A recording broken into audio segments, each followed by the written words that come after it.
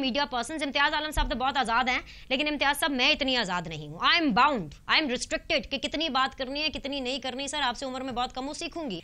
Cabinet ministers का पता नहीं चल रहा। आज भी मुलाकात हुई है, क्या वजह है? खबरें तो ये भी आ रही हैं कि शायद ये फैसला हो गया है कि शहबाज शरीफ साहब अब इस्लामाबाद नहीं जाएंगे, वो सीएम ही रहेंगे और प्राइम मिनिस्टर शाहिद खाकान अब्बासी साहब भी 2018 तक कंटिन्यू करेंगे। और इसी चीज को लेकर के जो कैबिनेट मिनिस्ट्रीज हैं उसको नत्थी किया जा रहा है। It is directly proportional to who is going to be the prime minister till 2018, जिसकी वजह से ये डिले है।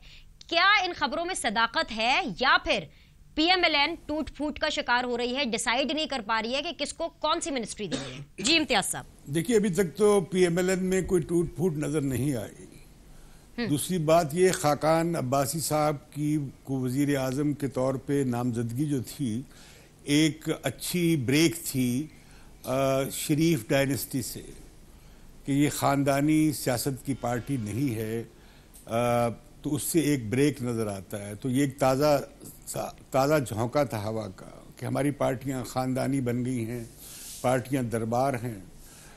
तो मैं समझता हूं कि ये एक अच्छा कदम नज़र आया।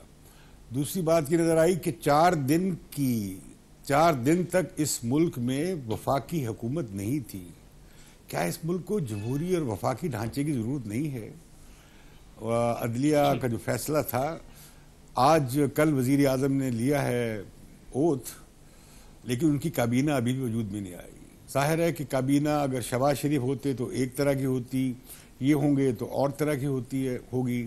फिर इलेक्शन ईयर आ रहा है, फिर 10 माह रह गए हैं, तो ये सब बातें हैं। मुझे इससे नज़र नहीं आता कि कोई दरार नज़र आ रही है अभी, बल्कि ये है कि जब पार्टियों पर दबाव आता है तो पार्टियों का रिफ्लेक्स होता है इकट्ठे हो जाने का।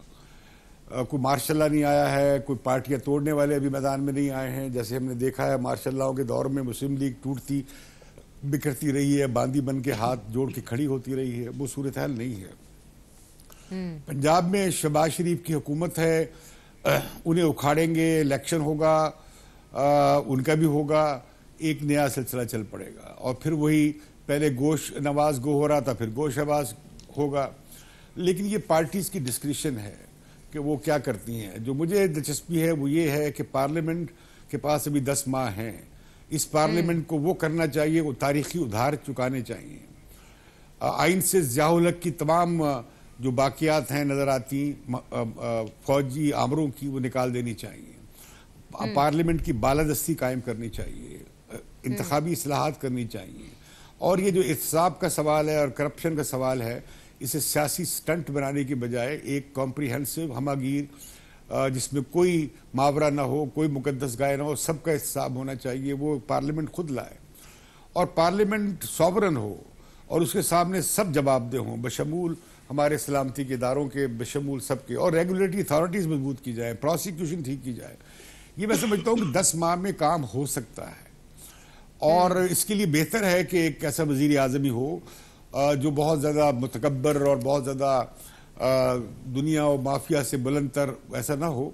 यकीनन ये एक अबूरी वज़ीर आज़म होंगे, पार्लियामेंट में जाएंगे, कैबिनेट से मशवरा करेंगे, एक अच्छी रवायत बनेगी, बाकी पार्लियामेंट की बाकी पार्टी से मशवरा करेंगे। तो इस पार्लियामेंट को एक तरह से अब एक नेशनल पार्लियामेंट के तौर पर अबूरी पीरियड में एक्ट करना चाहिए, वरना सियासतदान नुकसान उठाएंगे। कि जिस तरह का फैसला आया है उसके बाद तो कोई वजीर आजम भी फारिग हो सकता है।